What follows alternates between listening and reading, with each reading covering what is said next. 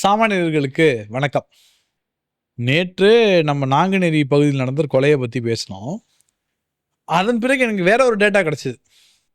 கடந்த 2 மாதத்துல தாமிரபரணி பகுதி வட்டாரங்களுக்குள்ள 30 கொலைகள் நடந்திருக்கு. 2 மாசத்துல தாமிரபரணி பகுதியில் 30 கொலைகள். பகுதி தாமிரபரணி, மாதம் 2, கொலைகள் 30.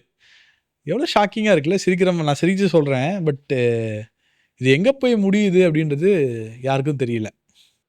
திருநெல்வேலி, தூத்துக்குடி, தென்காசி, இது எல்லாமே தாமிரபரணி மாவட்டம் அப்படின்றத நம்ம சொல்லுவோம். இந்த 3 மாவட்டத்தில் கிட்டத்தட்ட 30 படுகொலைகள் நடந்திருக்கு. இது வார் ஜோனில் நண்பர்களே. தமிழ்நாடு, அமைதி பூங்கா தமிழ்நாடு. இந்த தாமிரபரணி பகுதினாலே நமக்கு நினைவு வருது அழகான கோவில்கள், அந்த மக்களோட கலாச்சாரங்கள், அன்பான மக்கள். நீங்கள் பார்த்தீங்கன்னா நீங்கள் போனீங்கன்னா அந்த லாங்குவேஜே ரொம்ப அழகாக இருக்கும். இந்த தமிழ் ரொம்ப அழகாக இருக்கும். இன்னைக்கு இது தாமிரபரணி ஆறு ஓடுதா இல்லை ரத்த ஆறு ஓடுதுனானே தெரியல இந்த மாவட்டத்தில் அப்படின்றத அங்கே இருக்கிற நபர்கள் எல்லாம் சொல்கிறாங்க. இது ரொம்ப அதிர்ச்சியாகவும் இருக்குது. ரொம்ப இதுக்கு எப்படி ரியாக்ட் பண்ணுறதே தெரியல அப்படின்றது தான் அந்த ஊர் மக்கள் இது யோசிக்கிறாங்க. என்ன நடந்தது இந்த பகுதியில்? என்ன பிரச்சனை? பாதுகாப்புக்கு இல்லையா? இல்லை அரசாங்கம் என்ன பண்ணுது? அந்த மாதிரி பல கேள்விகளுடன் கொஞ்சம் டீட்டெயில்டாக பார்ப்போம் என்ன நடந்ததுன்ட்டு. இந்த தாமிரபரணி சுற்றி இருக்கும் மாவட்டங்களுக்குள்ள 2 நாளைக்கு ஒரு வாட்டி ஆவரேஜாக ஒரு கொலை நடந்திருக்கு அப்படின்றத பார்க்கலாம். இது எல்லாமே பெட்டி கிரைம் மர்டர்ஸ் கிடையாது. இது எல்லாமே திட்டமிட்டு நடத்தப்பட்ட கொடூர கொலைகள். கிட்டத்தட்ட அங்கே லா அண்ட் ஆர்டர் ஃபங்க்ஷனிங் எப்படி இருக்கு அப்படின்ற கொஸ்டினை இந்த மர்டர்ஸ் ஏற்படுத்தியிருக்கு. இதற்கு முன்னாடி நடந்திருக்கா அப்படின்னு பார்த்தா எனக்கு தெரியல, ஹிஸ்ட்ரி தெரியல. இந்த மாதிரி ஒரு மர்டர் சிச்சுவேஷன் இருந்திருக்கா 2 மாசத்துல 30 கொலை இந்த 3 மாவட்டங்களுக்குள்ள அப்படின்னா எனக்கு தெரியல அப்படின்றது தான் நிதர்சனமான உண்மை. இது எல்லாமே ஒரு ஐசோலேட்டட் இன்சிடென்ட்ஸா இல்லை லா அண்ட் ஆர்டர் கொலாப்ஸா தான் மக்கள் அந்த ஊரில் பயப்படுறாங்க. ஐசோலேட்டட் இன்சிடென்ட் ஏதாவது ஒன்றுப்பா அப்படின்றது. இன்னொன்று லா அண்ட் ஆர்டர் கொலாப்ஸ் ஆனதுனால தான் இது பிரச்சனையாக இருக்கா அப்படி ஒரு கேள்வியுடன் மக்கள் வாழ்ந்து கொண்டிருக்கிறார்கள் என்பதுதான் நிதர்சனமான உண்மை. இந்த பகுதியோட ஹிஸ்டரியை நம்ம கொஞ்சம் பார்த்துட்டு அப்புறம் இந்த இஷ்யூவை பார்க்கலாம் அப்படின்னு தான் நான் நினைக்கிறேன். தாமிரபரணி ரிவர் பெல்ட்னாலே பண்டைய நகரத்தோட ஒரு கம்பேரிசன் இருக்கும். இந்த தாமிரபரணினாலே it's not a newly formed city.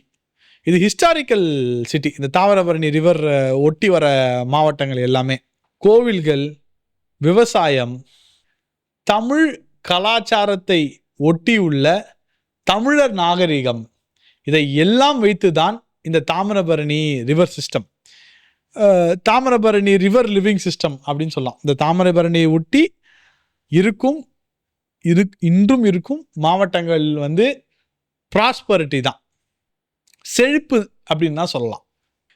இங்கே ஒரு ஜென்ரேஷனுக்கான ஸ்டெபிலிட்டி இருக்கு. அந்த ஊரை நம்பி ஜென்ரேஷனாக இருந்தவன் இன்னைக்கு ஸ்டேபிளாக தான் இருக்கான். இந்த ஜென்ரேஷன் ஸ்டெபிலிட்டி காரணம் என்னன்னா ஒன்றுபட்டு வாழும் மக்கள். ஜாதிகள் வேறுபாடுன்றது எல்லா ஊர்லேயும் இருக்கு, அது அந்த ஊர்லேயும் இல்லை. அதை தாண்டி ஒரு ஒற்றுமை இந்த மாவட்டத்துக்குள்ளே இருக்குன்றது ரொம்ப கிளியராக தெரியுது.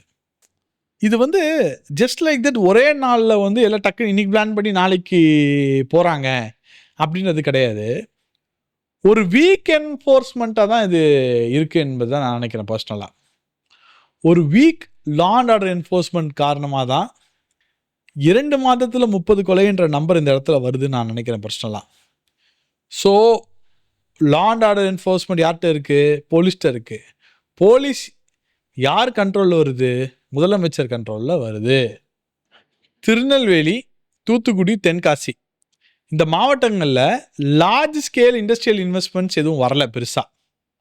சஸ்டைனபிள் இன்வெஸ்ட்மெண்ட் ஆப்பர்ச்சுனிட்டிஸ் எதுவும் இல்லை. மேஜர் இன்ஃப்ராஸ்ட்ரக்சர் ப்ராஜெக்ட்ஸ் எதாவது இருக்கான்னு கேட்டாலும் பெருசாக இல்லை. டிஎம்கே அரசாங்கம் தென் தமிழ்நாட்டை கம்ப்ளீட்டாக நெக்லெக்ட் பண்ணுறாங்களோ அப்படின்ற கேள்வி மக்களிடையே ஆல்ரெடி இருக்குது.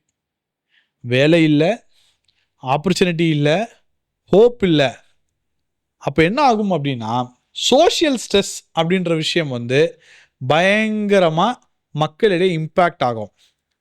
இதற்குள்ள ரைட் ரொம்ப முக்கியமான சோஷியல் ஸ்ட்ரெஸ் இம்பேக்ட் ஆகும்போது கம்யூனிட்டிஸும் அன்ஸ்டேபிள் ஆகும். அதாவது சோஷியல் ஸ்ட்ரெஸ் இன்க்ரீஸ் ஆனால் கம்யூனிட்டிஸ் வந்து அன்ஸ்டேபிள் ஆகுது. அப்போது க்ரைம் வந்து இன்க்ரீஸ் ஆகும்.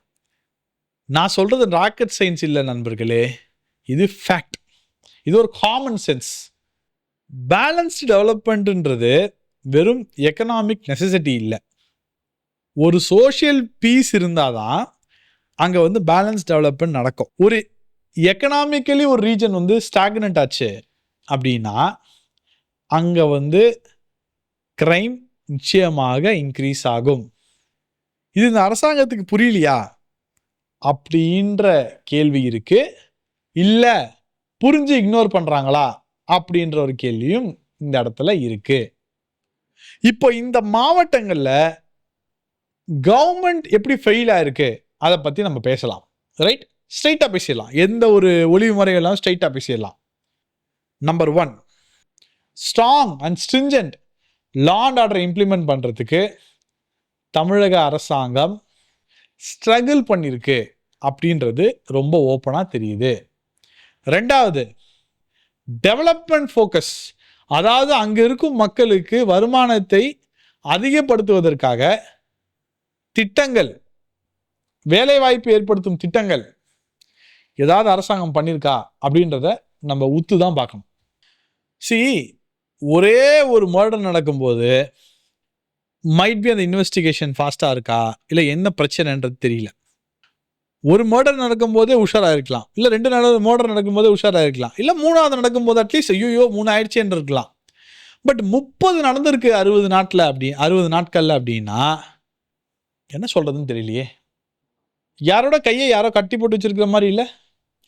ஒரு அரசாங்கத்தோட கடமை என்ன? நல்லா லா அண்ட் ஆர்டர் மெயின்டைன் பண்ணணும், வளர்ச்சி திட்டங்களை கொடுக்கணும், வேலை வாய்ப்பை இன்க்ரீஸ் பண்ணணும். பட் 2 மாசத்துல 30 கொலை அப்படின்னா இது எல்லாமே வந்து ஒரு ஃபெயிலியராக நமக்கு தெரியலையா? ஆனால் ஒன்று சொல்கிறேன், இந்த தாமிரபரணி மாவட்டத்தை ரொம்ப லேசாக எடுத்துக்கிட்டோம், மக்கள் அவங்களுக்கு என்ன தெரியும் அப்படின்னு நம்ம எடுத்துக்கிட்டோன்னா யார் முட்டாள் அப்படின்றது தேர்தலோட ரிசல்ட்டில் தெரியும். மக்கள் யாரை வச்சுக்கணும், யாரை தூக்கி எறியணும் அப்படின்ற காலம் வந்து தேர்தல் காலம். அந்த தேர்தல் காலத்தை அருகில் வைத்துக்கொண்டு இது நடப்பது தான் பெரிய கேள்விக்குறியாக இருக்கு. இந்த மாதிரி நிறைய விஷயங்களை பேச வேண்டிய நிலைமையில் நாம் இருக்கிறோம். இதற்குள்ள நம்ம முன்னாடி பேசின வீடியோ படி போதை எவ்வளோ இன்வால்வ்டுன்னு நமக்கு தெரியாது. எதனால் இந்த இவ்வளோ கொலைகள் நடந்ததுன்னு தெரியாது 2 மாசத்துல. ஆனால் மக்களுக்கு பதில் சொல்ல வேண்டிய கட்டாயத்தில் அனைவரும் இருக்கிறோம். உங்கள் பதிலை உங்கள் வாக்காக நீங்கள் சொல்லலாம், இல்லை உங்கள் பதிலை வந்து யாரிடம் சொல்ல வேண்டுமோ அவரிடம் சொல்லலாம். ஆனால் நிச்சயமாக இந்த லா அண்ட் ஆர்டரை என்ஃபோர்ஸ் பண்ணி இது இன்னும் பெட்டராக ஹேண்டில் பண்ணப்படணும் அப்படின்றது தான் தாமிரபரணி ஆற்றை ஒட்டி இருக்கும் மாவட்டங்கள் மக்களின் கோரிக்கை. நன்றி, வணக்கம்.